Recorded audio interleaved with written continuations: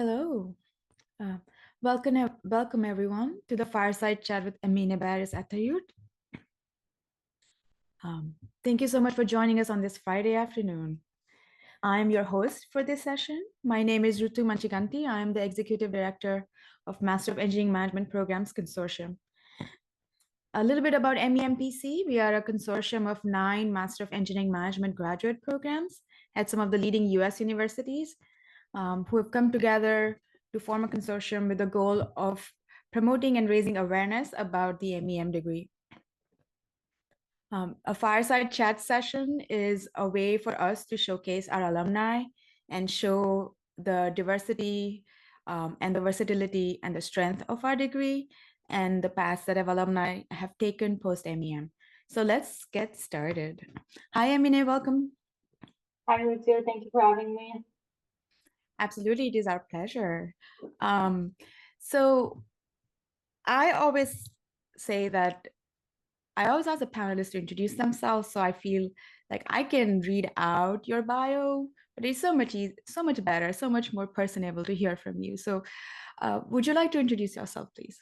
Yes, absolutely. Thank you, Rutu. Hi, everyone. My name is Emine. I'm currently a senior product manager at Microsoft. I work on M365 products, including a couple of customer-facing ones. Prior to my role as a product manager at Microsoft, I was an engineer at Boeing.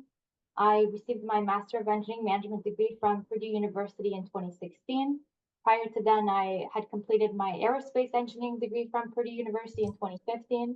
And since having started working full time, I also have gotten my Master of Business Administration or MBA from Washington State University in 2021. And today I'm excited to talk to you about being a PM. Perfect. Thank you so much for taking the time, Emine. One of the questions to start off with, you said you finished your undergraduate at Purdue as well. Is that right? And then you decided to join MEM right after. Uh, what brought you to Master of Engineering Management? Because I feel like that each of our students have a very different story. I mean, that is the goal of the consortium to kind of make it so that everybody knows about the degree, but I'm very curious to hear about your experience. Thank you for the question, Ritu. There were four main factors that led me to choose Master of Engineering Management program. The first was kind of the job opportunities I had when I graduated with my undergraduate degree. At the time, I thought I would see a job offer and I would just fall in love with it. And I had amazing job offers, ones that really excited me. Most of them were in aerospace. One of them was more tech. It was an opportunity with IBM to be customer success engineer. And I just didn't get that feeling, didn't get those butterflies in my stomach. And I thought maybe I don't have the skill that I need to have to do what I want to do. So that led me to kind of look at my current opportunities and say, how can I add more skills to myself? And I had a couple of friends who were in the MEM program at the time and they spoke so highly. So MEM was immediately on my radar. And when I looked at the curriculum, both of other engineering management or engineering master's degrees, MEM clearly stood out from the get-go. So I loved the curriculum. I could choose classes from any engineering college. It was very flexible. I got to be in the class with the MBA students taking MBA classes. That really spoke highly to me to expand my skill set and add more to who I was so that I would be a more competitive candidate to the kind of job that would give me butterflies in my stomach, as vague as that sounds. And as I was taking a closer look at the master's degrees, one of the big difference was the thesis versus non-thesis. Although I had studied to be an engineer, I had interned to be an engineer, I knew that I wasn't going to be an engineer forever. I wasn't really sure what that meant at the time, but wanted to have flexibility in my career. So I didn't want to spend a lot of energy writing a thesis on something that I didn't feel passionate about or wouldn't use for very long. So I definitely wanted to do a non-thesis program. And the last aspect was the duration. I had finished my undergraduate degree in 3.5 years. I didn't want to be on campus for 2 more years. I did want to go out and get some real world work experience. So the MEM program with the 1 year option for me was a great fit. And again, my friends at this time were getting ready, like finishing their MEM degrees, and they had amazing jobs lined up. They were so excited. So it made great sense to go with the Master of Engineering Management program. I will say that PM or being a product manager at the time wasn't on my radar. I honestly thought I would be a people manager for engineers, and that's what the MEM program was setting me up for. And that's kind of what I thought at the time. Obviously not what happened, but MEM program was so flexible, it served me great in those cases. And I do want to highlight one amazing opportunity I had where I did do the 1 year MEM program, so I had to take classes throughout the year, but I was able to take online classes and do an internship, which was amazing how the program served me and my needs. But also there was an industry professor at Purdue at the time offering a study abroad class going to space agencies around Europe, visiting ESA.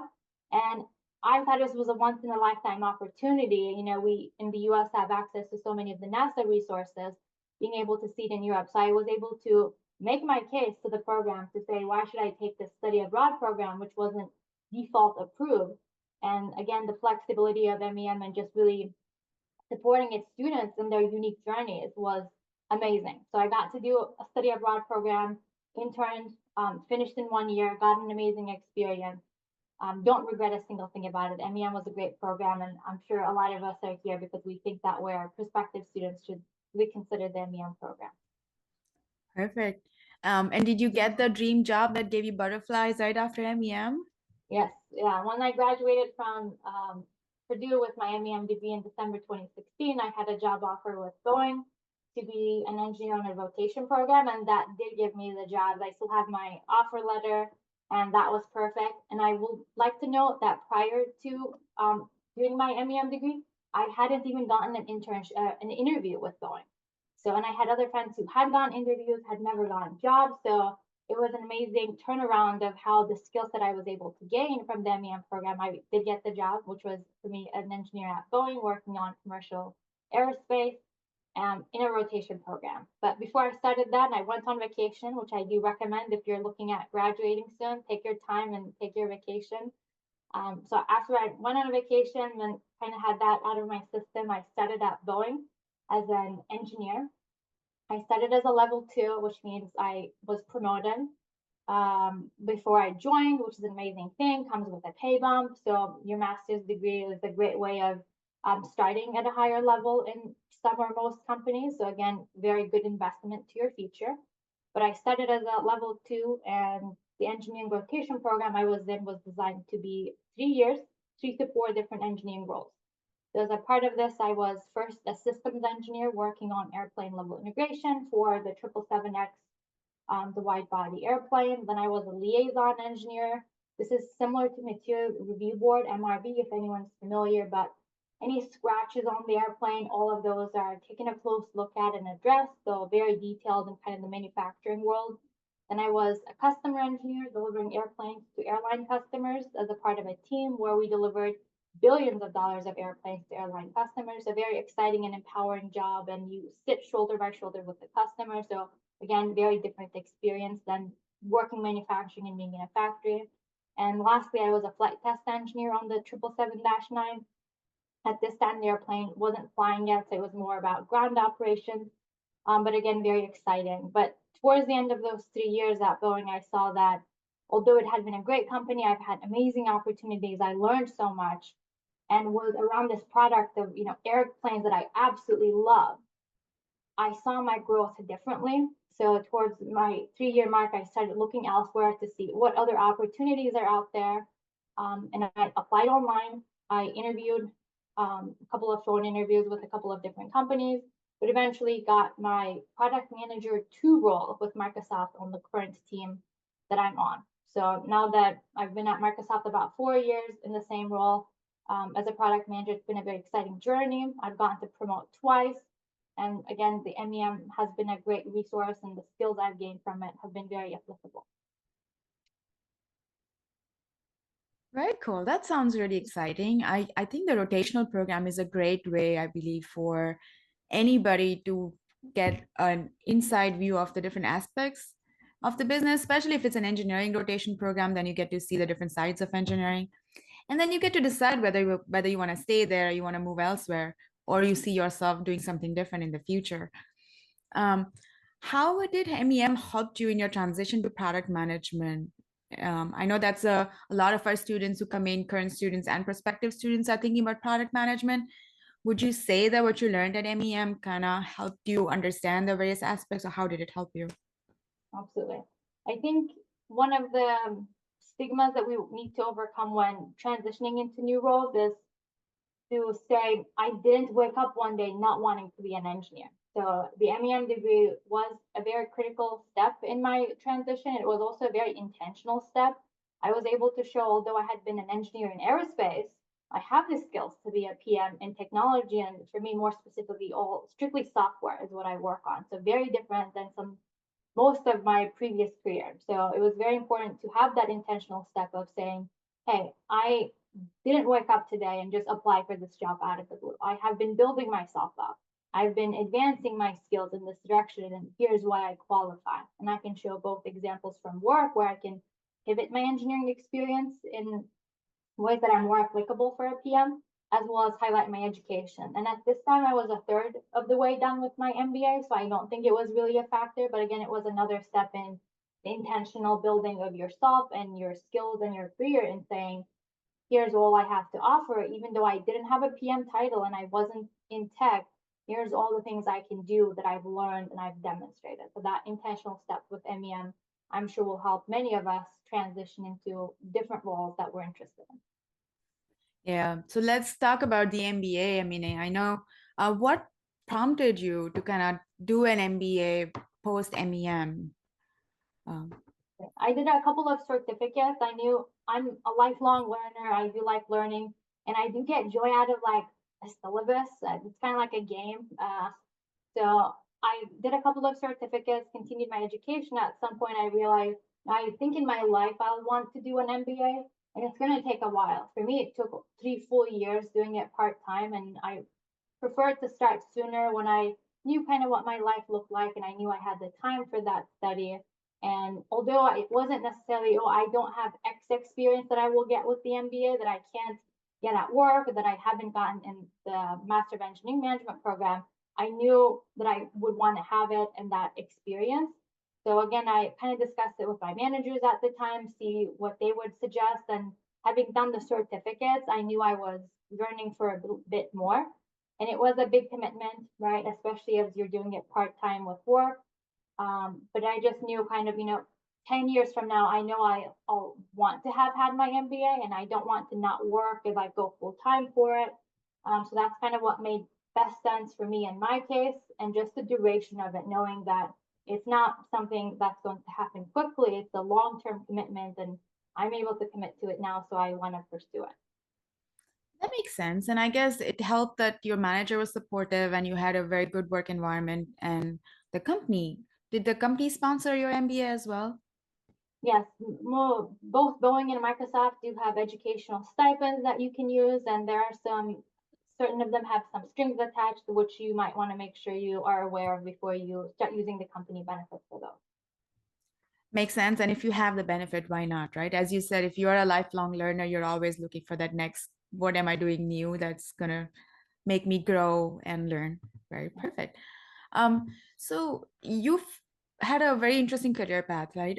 You did your undergraduate, did your MEM, worked for a few years in an engineering, very technical role, and then you transitioned into product management. How was the decision to, how did you identify product management as a place where you wanted to be? And then how was the job search process for you and the interview process for you? Thank you for the question. I think if you don't want to be an engineer, and I live in the Puget Sound, Greater Seattle area, wanted to stay in that region too. There were really product management, program management, those flavor jobs stood out. And there was site reliability engineer was another one that kind of stood out.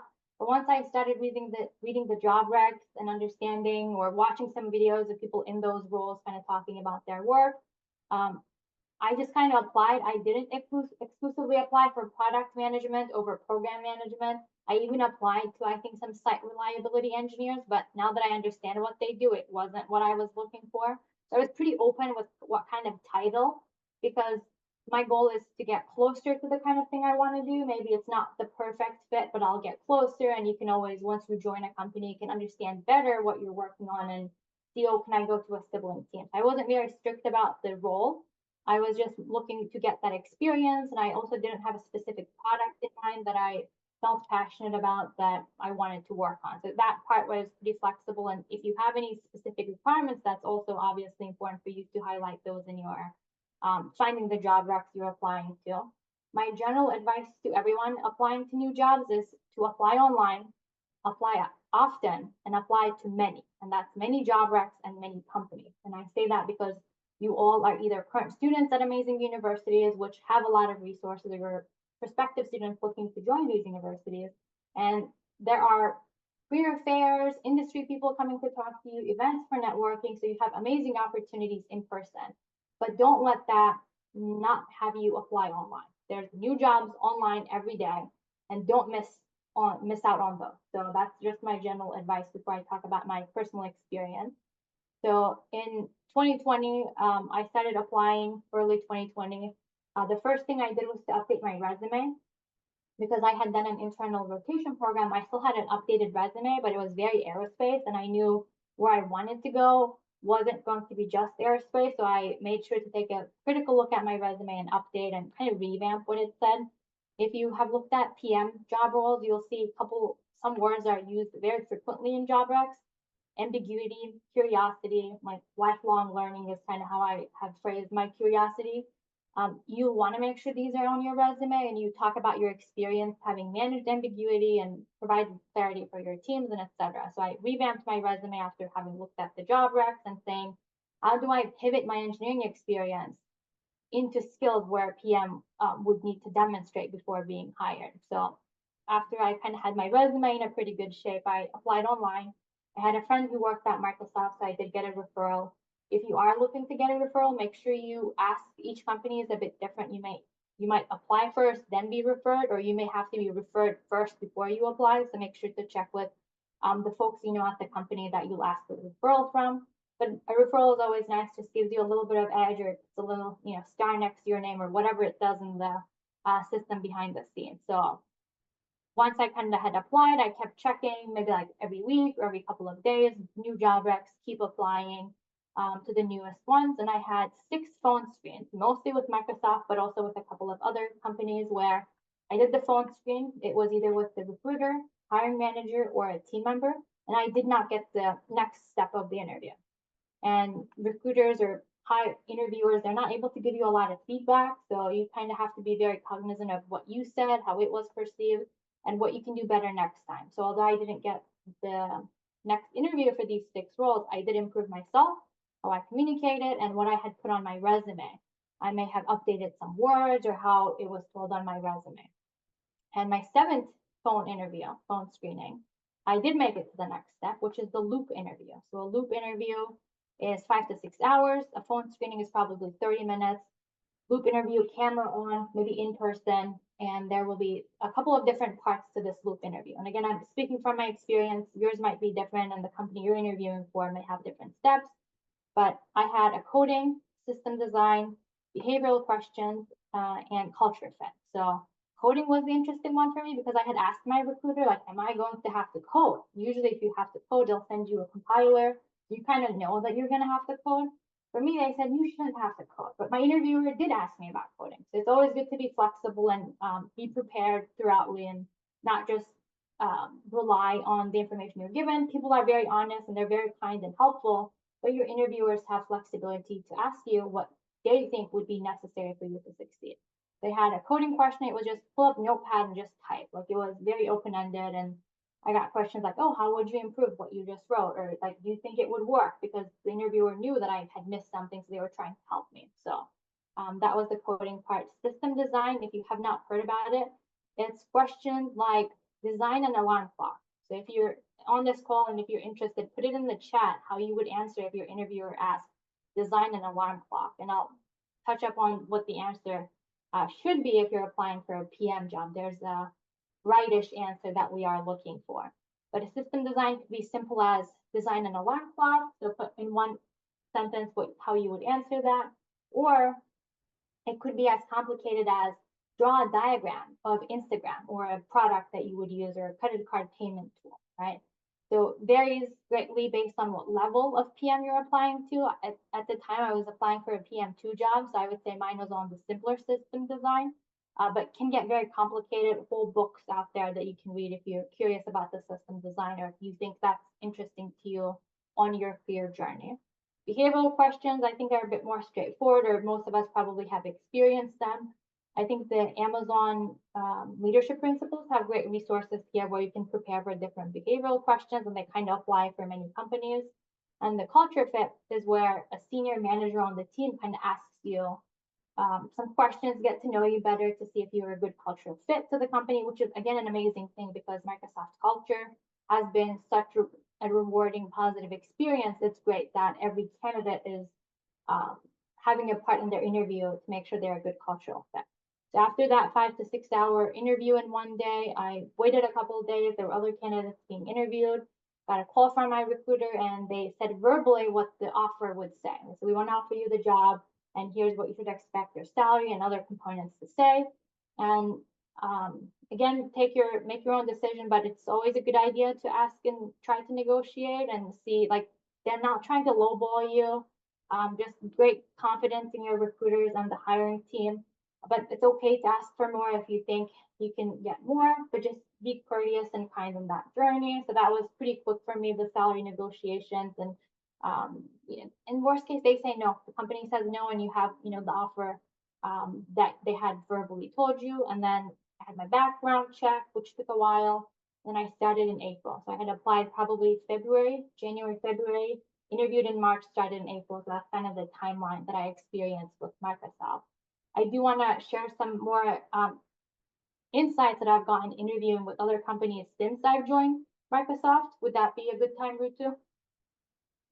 Okay, wonderful. So while I do work at Microsoft and love my job and get a lot of greatness out of it, it is a good idea to keep yourself up to date. And I follow my advice and apply often. Often for me is once a year because I'm not really looking, but I do like to update my resume and put my resume in the system so it does appear in the search for recruiters.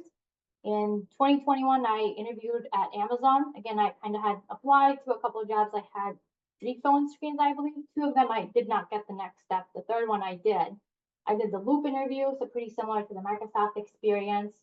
Again, your recruiter, the hiring team, really helpful, really gracious, very good experience. I was offered the position. At the time, I was a PM2 at Microsoft, and this role was also for a PM2. And I just thought I had a better chance at Microsoft advancing my career. I liked the project I worked on. I love the people I worked with. I just decided Amazon for me now is not the time. And this was a technical program manager role.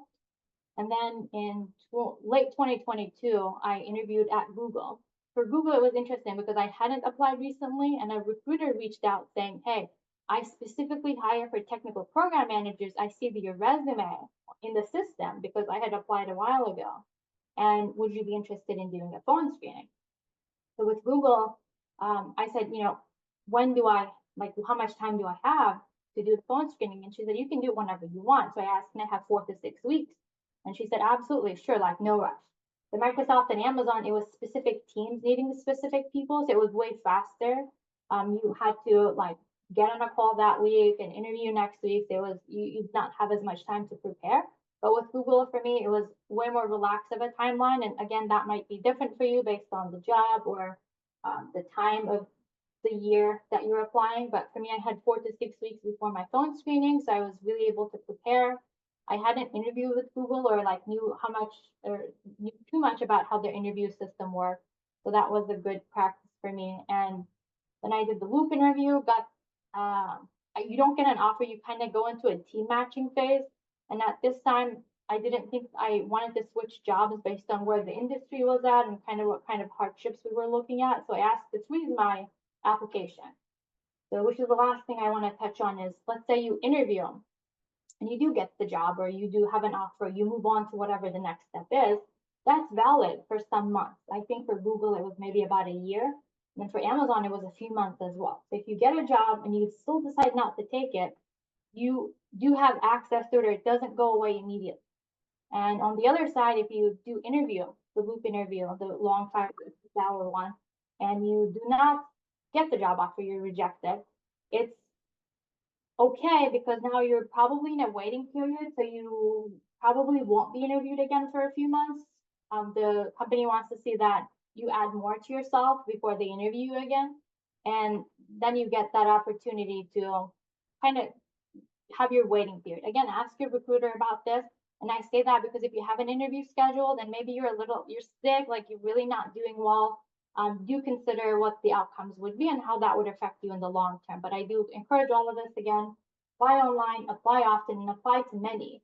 Because if there is a count limit on how many jobs you can apply to, the company will enforce it. So just make sure to keep your resume updated and have your name in the system, because you never know when an opportunity can strike. I love that. I love that, Emine. I think you're one of the few people I know who openly says, that I keep myself up to date. I keep looking at the market to see where I am, and I apply just to see how competitive I am. And I think if nothing else, there's knowledge and information you get to know where the market is heading to, should you ever need to switch, right? So it's better to do it when you don't need to switch, but you have the luxury of just trying it out, kind of thing. Let's talk about product management at Microsoft. So we had a session about product management last month, and we talked about how product management looks different in different companies, in different domains, in different industries. So what does product management, like what does your day-to-day role look like? What is product management at Microsoft? Yeah, so I'll start with saying there's program management and product management. There's technical and not technical. It's a matrix 2x2, so there are really 4 options. I think Amazon does this the most clear, where you see all 4 of these job titles mentioned. My role at Microsoft, my title is product manager, and when I was hired, it was program manager. So everyone on my team and everyone in my organization, and we're talking like hundreds of people, we were all program managers. Then, like maybe a year in, they decided you're all going to be called product managers now, and your responsibilities are going to change a bit because you're going to be focused on the longer term roadmap more closely than the day-to-day scrum meetings or execution part, right? So my organization made the conscious decision to call all of us senior product managers, and senior is the level, and none of us are technical and none of us are non-technical. Most of us have an engineering background or some technical background. So it's also important to ask, if you're interviewing or looking at jobs, like, are there other program managers? Are there other product managers? Like, is everyone technical? Is everyone non-technical? So it does differ by organization and company. So with that, I'm a product manager. I don't have program managers I work with. So my day-to-day job, and the most important thing I do as a PM, is to be the advocate of the customer. I'm the voice of the customer in the rooms where we're developing the products these customers are going to use. And customer may mean an external persona. It could be an internal. It could be another Microsoft employee who's going to use a process, tool, report, whatever it may be that you're building. So my day-to-day, based on where we are in our planning or where we are in our execution, may be planning a roadmap. Right, as product managers, we're focused on what do we do like next month, the next year, the next 5 years. So a lot of thinking about the roadmap and making sure we have the data and clarity to know where we're going to invest in. We also have semester planning, maybe quarter planning, annual planning. Every company and every team has some sort of a planning cycle where you as a PM commit to what you're going to deliver on in that period. For us, it's 6 months. So every 6 months, I say, this is what I'm going to have done in the next 6 months. And that's my commitment. And that's why as PMs, we're so focused on delivering results. And once we have our commitments for that semester, we will write specs.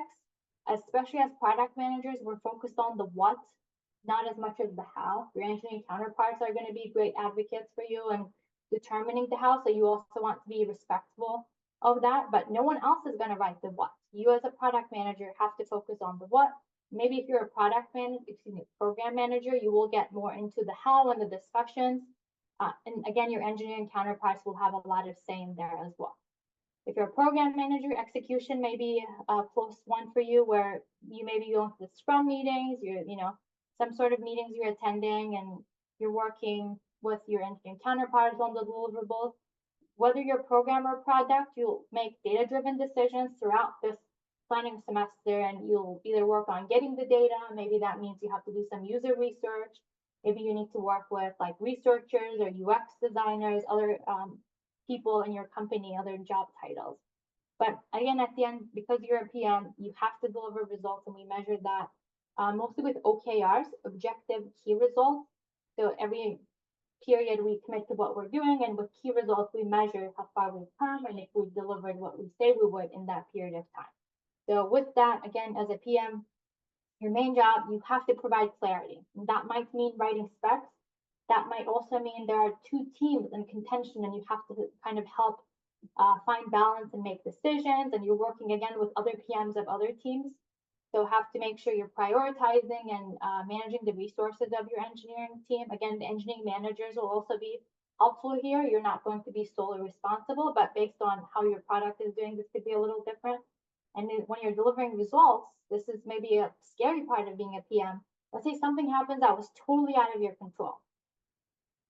Maybe you should have anticipated that. You have to think about risk mitigation, and you are responsible somewhat for things you had no control over. And that's the part of the job that makes it difficult and fun.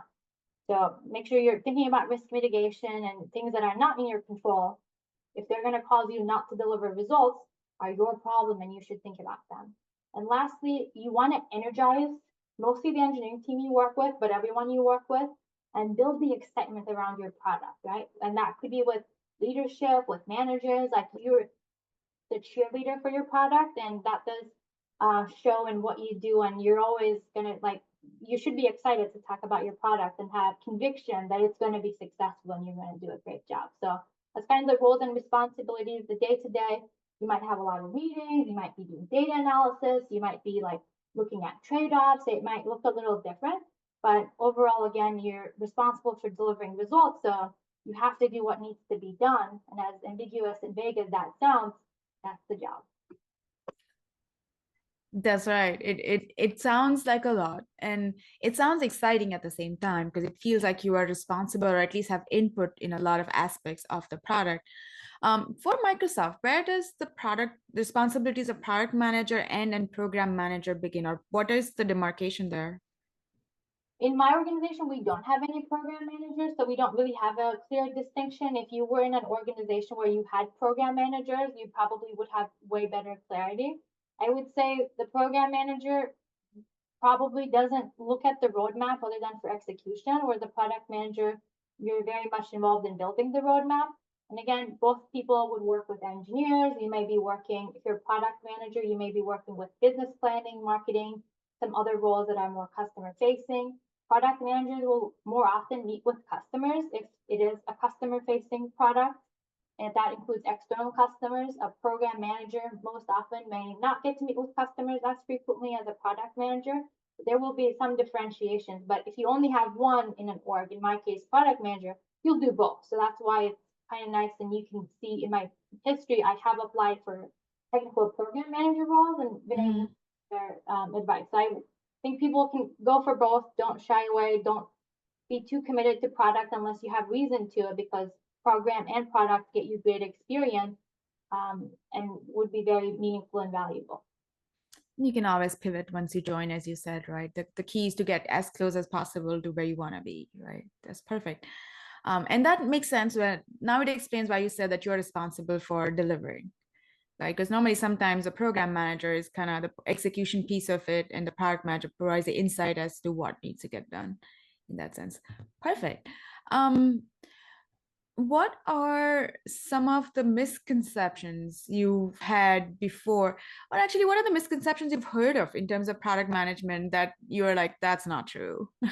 Yeah, it's PMs take notes, PMs schedule meetings, PMs just write specs, right? So these, by the way, we do these. I do take notes, and I think the new Microsoft AI tools have been awesome. So I do have to take notes less frequently, which I enjoy, but I do take notes, and that's not something to be ashamed of, or like other people take notes as well. I schedule meetings. I'm sure other people do as well, but just to say PMs, this is exclusively what PMs do, or only what PMs do, is an understatement. There's a lot more that you do that's very complicated and complex, and you add a lot of value to the team with your anticipation and management and mitigation and planning aspects, and a lot of data-driven decisions that you get to make and share with your team in terms of the data you collect, and you can collectively make a decision, So definitely those misconceptions are someone maybe who saw a PM but wasn't really sure what they do, and they just said, oh, this person always sends me a meeting notice, and that's what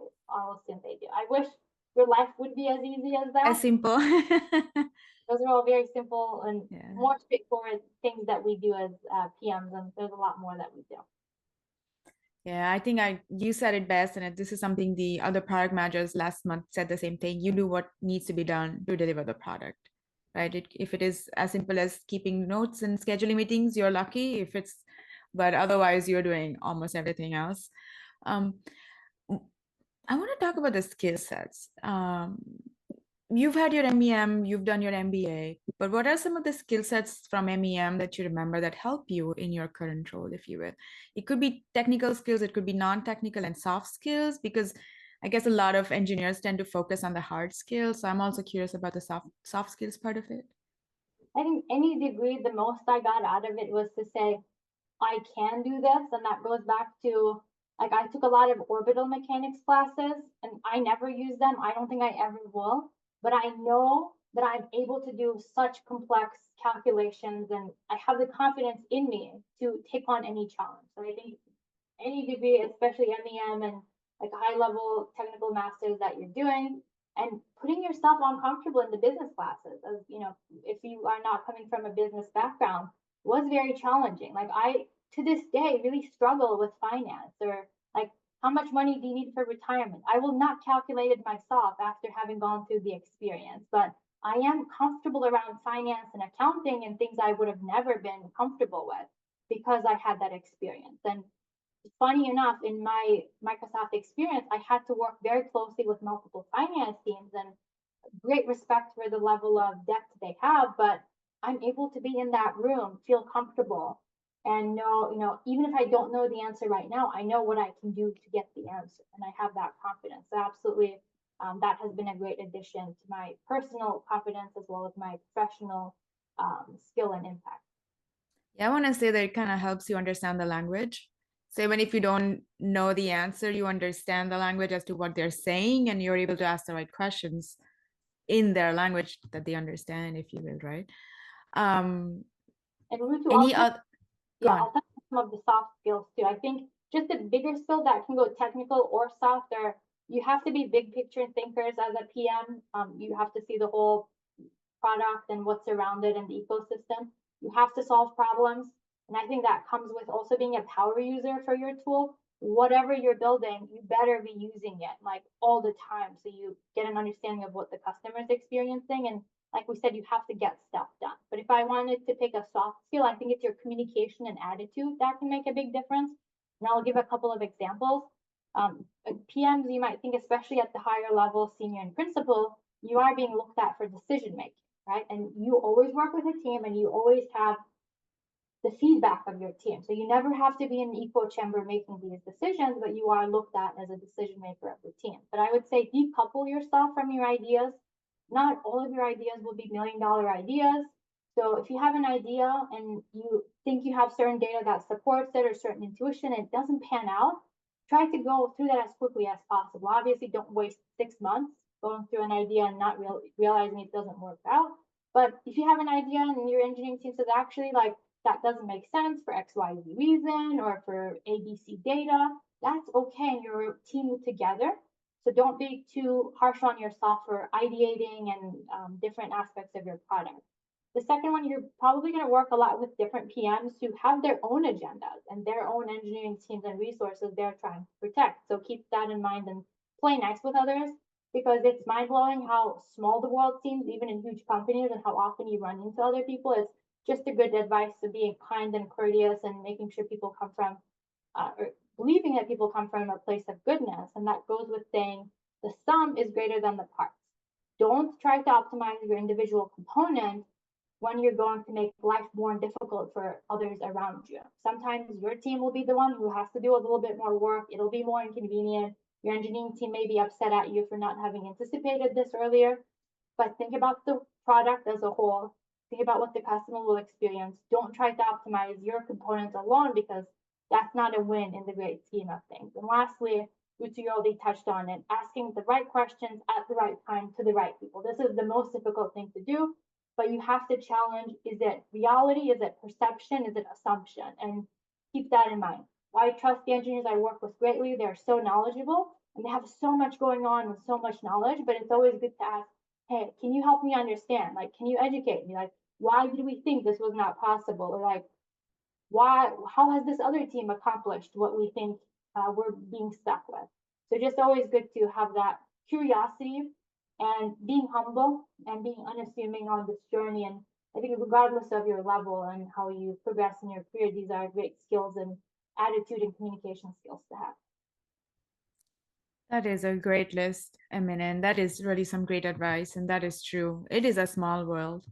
I mean, even forget the organization, the world itself, the chances are somebody you worked with today may leave the company and be your interviewer for the next job you're applying to. So you never know. And a little bit of kindness never hurts, right? So if you have, you should, yeah, there's no reason for you to be not kind, if you will, at that time.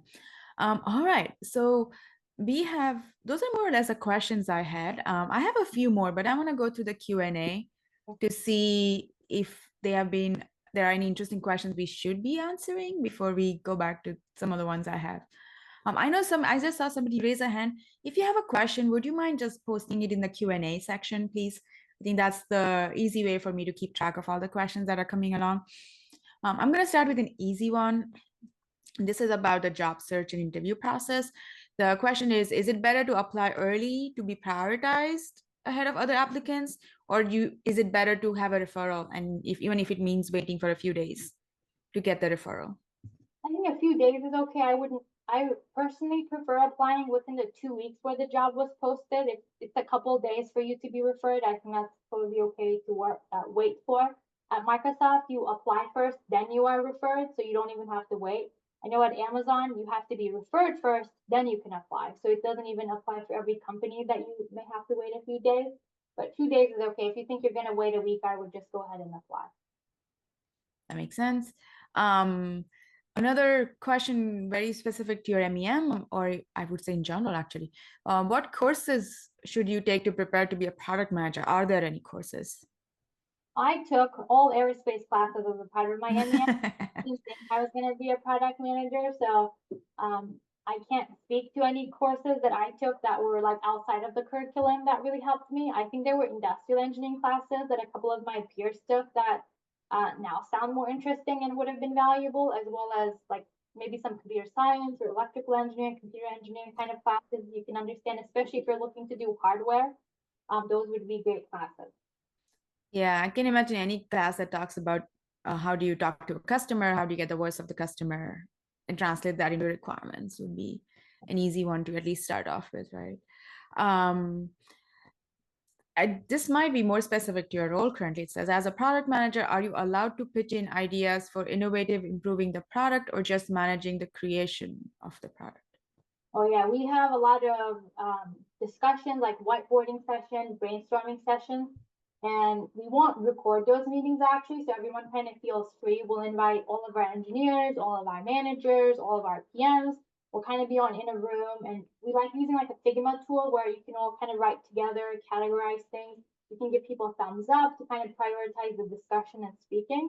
So I, as a PM, will absolutely encourage to share my ideas, and all of us are encouraged to find data to support our ideas, right? Why do I think this way? Why do I think this would help the customer?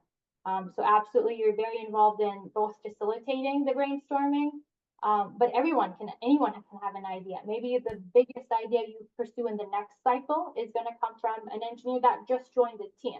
So you want to make sure you have a great company culture as well as a great team culture where you're able to get everyone's ideas, because sometimes when you're too into it, it's harder to take, big picture thinking can get more difficult as you get more deeply ingrained in the product. So absolutely, as PMs, any level, you're encouraged for brainstorming, suggesting ideas, and of course, making sure you do the all due diligence.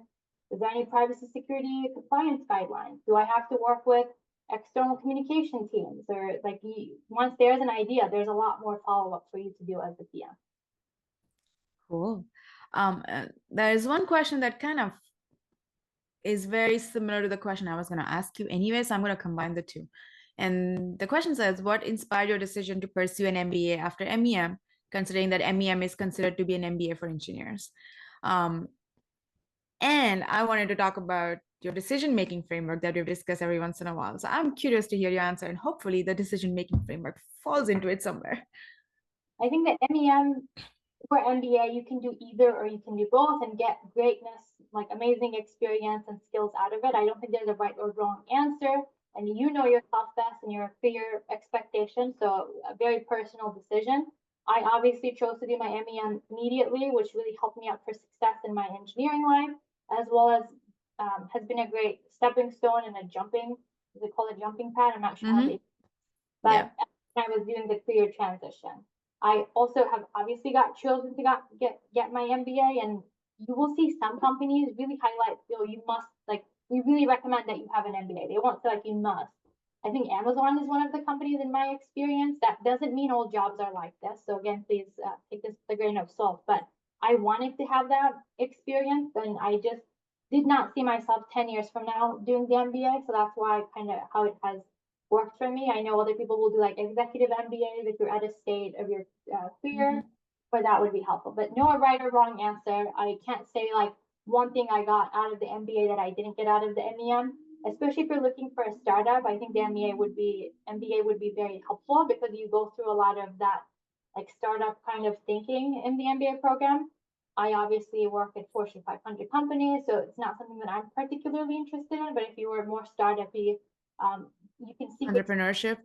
Yeah, you can still get a lot of those experiences, but something to keep in mind. But that's how I've decided. And for my decision making, there's a book called Designing Your Life, Building a Compass, and it talks about work view and life view and things that add meaning to your life, whether it's family, hobbies, health, and things that add meaning to your work. And you want to make sure things are in balance, and you want to make sure you have energy positive activities. That's playing pickup basketball because you're like, man, I'm ready to take on the next challenge. I feel so energized. Or for me, it was when I worked like 60 hours a week, maybe 70, like very busy, very stressful. But I had a new challenge every day. And I was so energized because I'm like, bring on the next challenge. I'm like, ready. And that's when I got promoted very quickly as well, being recognized for all the hard work. Whereas now I work my probably 40, 50 hours, like nothing extreme. Most of my tasks, it's kind of like vacuuming or something. We're like, oh, I gotta do it. Like it's meaningful. It's gonna be good when I do it, but it's kind of a little annoying. So it's good to have a balance.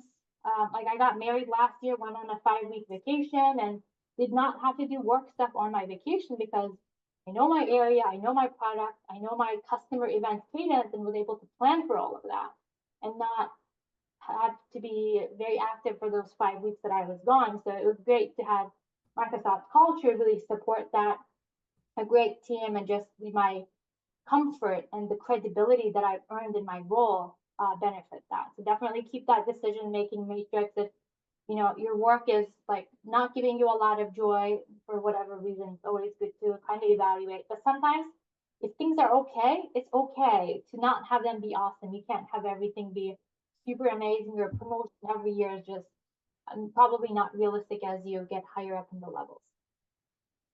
That makes sense. And you don't want to burn out, right? And so, as you said, it's okay to be just okay. And it's okay to have normal years like everybody else.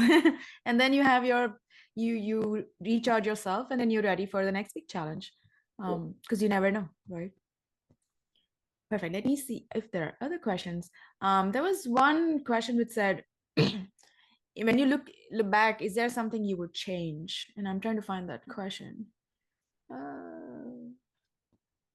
Yep, I think that was a gist of it. Like looking back, would you change anything, or would you do anything differently? I don't think so. Again, I took like a lot of aerospace classes even as a part of my MEM masters, and I wish I had kind of broadened my horizon at that stage and kind of explored what else was out there. Product management, program management was not on my radar. I thought I was going to be a people manager at the time, which I am not. So always good to kind of challenge your assumptions for your life as well. We did that for our products as PMs. But I don't think I regret too much. I'm very happy with where I am and very excited for what's to come. And even now that I feel like I'm okay with my job, later in 2024, we have great big milestones where I anticipate being very busy and being very excited to share like news about my product. So it's kind of okay as well to look into the future with hope rather than looking in the past, because we are where we are, and we learn from what we can. And for myself, it would be to keep it more broad horizon than very specific to aerospace, which is not what I do these days. That makes sense. Did having no work experience after bachelor's play a negative role in your finding an internship or a job after MEM? It didn't sound like it, but that's a question, so I'm asking.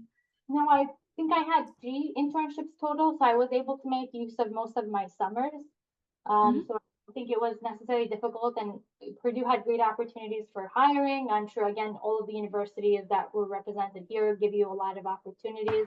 So I did not have a particularly difficult time. I know if you're in a unique case with a visa or something different, you can get specific sites in those areas. But I think the school, as well as the opportunities and just applying online, which is gives you a huge scope of careers you can access or job recs that you can access. Yeah. There's a couple other questions. I think some of them are very specific, and I would recommend you reach out to Emine after this. You have her LinkedIn profile. You can send her a message. But my question, and I'm going to kind of summarize a few of them, is when you were trying to switch from a technical role into a PM role, product management or program management, it didn't matter. What did you have to tweak? So can you give some examples of how do you, because we talked about transferable skill sets, right? But how do you do that? Or some examples of it, for example. Yeah. For example, when I was in flight test engineering, which is the most recent role I've been, and I will put a caveat when you are interviewing, you're better off giving recent examples. If all of your examples are from 2 years ago, that may not be reflected too positively. So I specifically looked at examples in my current role in flight test. I at the time the airplane wasn't flying, so we're doing ground testing, and the 777X airplane has folding wingtips, which is really cool. And we wanted to test a tool to see how the folding wingtip could be serviced in field. Mm. So again, nothing confidential to that airplane, and you can kind of anticipate from maintainability as an important aspect for a new feature rolling out with a new airplane. So I organized both the supplier coming in from Germany, support teams coming from California to Washington.